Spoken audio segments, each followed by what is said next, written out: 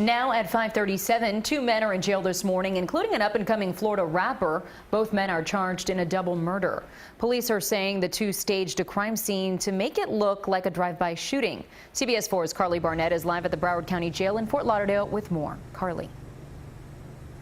Lauren, this Florida rapper YNW Melly, as well as another man, are being held here at the Broward County Jail this morning. They are each charged with 2 counts of first-degree murder, and they're also accused of, as you said, staging this crime scene to appear as though it was a drive-by shooting.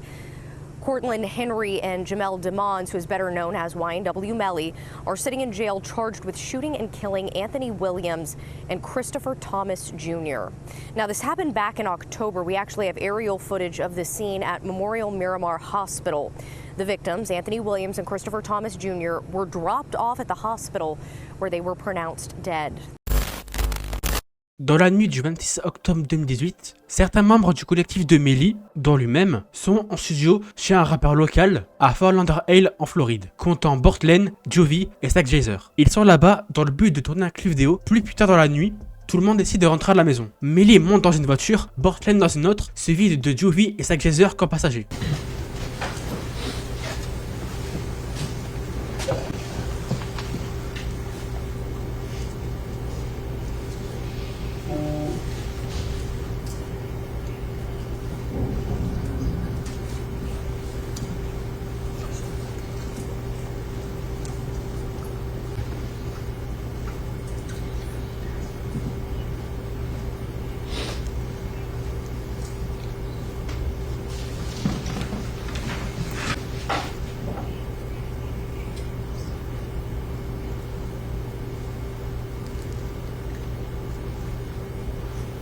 Après une demi-heure de route et après avoir quitté l'autoroute, à la première intersection qu'ils traversent, une voiture arrive à leur niveau du côté droit. Les individus qui sont dans la voiture ouvrent le feu sur eux une dizaine de fois avant de s'enfuir. La fusillade touche mortellement Jovi et Zach Jazer dans la tête, dans le torse et dans le dos. Miraculeusement, Bortlen s'en sort indemne, mais voyant que ses amis ont été touchés, il se dirige directement à l'hôpital le plus proche à environ 3 km. Les caméras de surveillance ont bien évidemment aussi filmé le moment où Bortlen arrive à l'hôpital pour sauver ses amis et qu'ils reçoivent les soins nécessaires.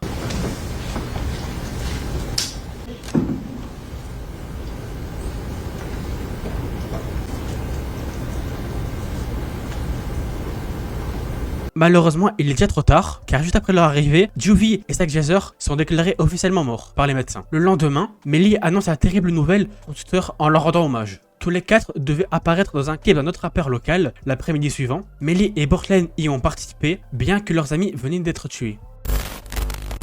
Tout ce que je viens de vous dire, c'était uniquement la version de Bortlen, car après le double meurtre, la police a décidé d'ouvrir une enquête sur l'affaire. La version des faits de Bortlen a été très vite remise en doute par la police et les a soupçonnés d'avoir menti suite à de nombreuses incohérences. Car après avoir fouillé la rue dans laquelle la fusillade était censée s'être déroulée, aucun débris ont été retrouvés et aucun coup de feu ont été entendu par les voisins. Lors de la fouille de la voiture, la police a également trouvé un étui de calibre 40 à l'arrière, ce qui indiquerait que quelqu'un a ouvert le feu depuis l'intérieur de la voiture. Lors de l'enregistrement de la caméra qui montre Melly en train de quitter le studio que je vous ai montré, les enquêteurs ont découvert au moment de leur départ, Melly est montée dans la voiture de Bortlen, Zach Jazer et Jovi.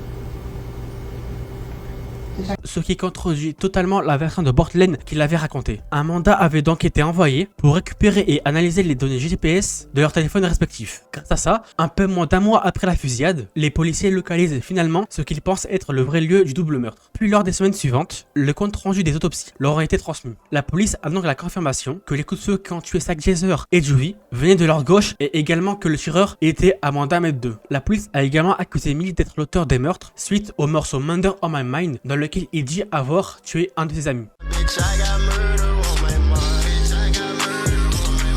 Selon la version de la police, Mellie, Thorpe Bortlen, Juvie et Zack Jazzer partent du studio ensemble dans la même voiture et suivent le trajet qui avait été dit par Bortlen. Après avoir traversé la première intersection de la prétendue fusillade, ils continuent de rouler vers le nord-ouest de Fort Lauderdale. Ensuite, ils décident donc de s'arrêter le long d'une route isolée où il y aurait apparemment très peu de passages la nuit. Ce serait donc à cet endroit-là que Mellie aurait donc abattu Juvie et Zack Jazzer. Avant même, il aurait rafalé de balles le côté droit de la voiture pour faire croire à un drive-by. Si vous savez pas ce que c'est un drive-by, c'est une fusillade depuis un véhicule, que ce soit une moto, une voiture par exemple. Et le tout avec Bortlen qui aurait été un complice. Il aurait emmené les corps de ses amis environ une demi-heure plus tard pour éviter d'éveiller les soupçons. Puis le 13 février 2019, après que Bortlen avait été arrêté la veille et que lui aussi était recherché, Mellie décide donc de se rendre lui-même à la police. Mellie et Bortlen sont donc placés en détention provisoire en attendant que leur procès se déroule.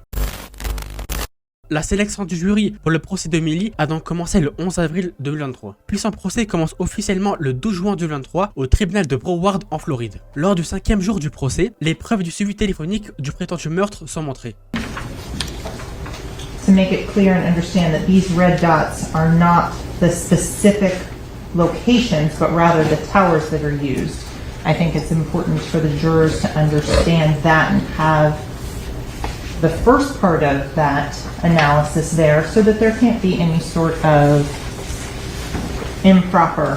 Lors du 11e jour, des experts en reconstitution de tir sont là pour témoigner. Ils expliquent donc que les blessures sur les victimes sont cohérentes avec une fusillade à bout portant depuis l'intérieur d'une voiture. Ils affirment donc que c'est impossible que cela venait d'une autre voiture. Après 16 jours de témoignages lors du procès, les plaidoiries de l'accusation ferment. Donc, d'après les médias, si Mellie est reconnu coupable, il risque la peine de mort. So Mellie is charged with, as she mentioned, 2 counts of first-degree murder. That is capital murder, which means if he's convicted of them, he could face anywhere from life in prison to the death penalty. The jury was given another option, though. If they don't think this has risen to first-degree premeditated murder, they can consider a lesser charge, and that is manslaughter. So if they still think Mellie did this, but they don't think it was first-degree premeditated murder, they could consider that manslaughter charge instead. Ensuite, des messages supposés du téléphone de Mellie ont été retrouvés où il aurait dit que c'est lui qui l'aurait fait. Le jury a ensuite remis en question toutes les preuves, affirmant que certaines preuves ont été mal manipulées ou pas entièrement analysées. Ils ont également dit que les informations ont essayé de montrer qu'une autre personne aurait pu être impliquée. Après des semaines de témoignages, le jury n'a pas pu s'accorder sur un verdict, ce qui a mené à un procès sans verdict. Ça veut donc dire que le procès s'est terminé sans condamnation ni acquittement, donc le juge donnera un nouveau procès pour y juger définitivement. Plus tard, en novembre 2024, Mellie a déposé plainte où il décrivait des traitements choquants qu'il subit en prison. Mellie dénonce des longues périodes d'isolement et des restrictions strictes à la possibilité de rencontrer ses avocats. Il compare ces conditions à celles des prisons des pays réputés pour le non-respect de l'homme. Malgré les épreuves, selon l'avocat de Mellie, il reste dans un bon état d'esprit pour la suite des événements. D'après plusieurs sources, un nouveau procès était prévu pour le 10 septembre 2025. La procédure a donc été retardée dû aux nombreux éléments qui ont retardé le prochain procès. Entre-temps, les demandes de libération sous caution de Mellie ont été refusées à plusieurs reprises dû à la gravité des accusations. Un nouveau procès a été fixé pour début 2027, mais il reste bien évidemment enfermé jusqu'à que le procès arrive. Donc tout devrait se décider lors du prochain procès qui devrait commencer vers janvier 2027. Le procès a été reporté à plusieurs reprises, mais la date a l'air fixe. Les reports du procès sont liés à des désaccords sur les preuves et à des motions juridiques et à des changements du jury. Actuellement, Mellie a un nouveau procès pour pression sur témoin qui est censé arriver début janvier. Selon les accusations, Mellie aurait transmis des messages à un prisonnier en prison pour inciter un témoin à ne pas témoigner. Les procureurs ont affirmé que ça visait à faire disparaître ou empêcher un témoignage important qui est considéré comme une obstruction de la justice. La cour de Broward a fixé le début du procès autour du 21 janvier. Si il est désigné coupable de cette affaire, les peines qu'il peut recevoir varient. Dans sa situation, si cela concerne un procès de meurtre, ça peut potentiellement être traité comme un crime grave, entraînant une peine de vie en prison. La deuxième peine, si c'est un crime au premier degré, ce qui est moins grave, ça peut aller jusqu'à 30 ans de prison. Et la dernière peine, qui est pour des cas moins sérieux, si c'est un crime au deuxième degré, ça peut aller jusqu'à 15 ans de prison. Petite voix off les gars, pour vous dire que j'ai oublié de dire que plusieurs fois pendant son procès, Mellie a changé plusieurs fois d'avocat. Pour conclure cette fin de vidéo, si je peux donner mon avis sur la situation de Mellie, je pense que c'est très compliqué. Je pense pas que Mellie sortira de prison. Du moins, s'il en sort, je pense que c'est qu'il y a de très peu de chances. Donc on peut s'attendre à qu'il passe en prison jusqu'à la fin de sa vie. Et aussi que cette histoire va le suivre toute sa vie malheureusement. C'est la fin de la vidéo, j'espère qu'elle vous aura plu. Cette vidéo est plus courte que d'habitude car c'est un sujet très compliqué à traiter. J'ai essayé de donner à peu près tous les éléments principaux de cette affaire. On se retrouve dans une prochaine vidéo les gars. C'est Relava Off les mecs, juste pour vous dire aussi en même temps que c'est le retour des vidéos une fois toutes les 2 semaines. Donc n'hésitez pas à vous abonner pour être au courant des prochaines vidéos. N'hésitez pas à donner de la force et on se dit à la prochaine. Bye.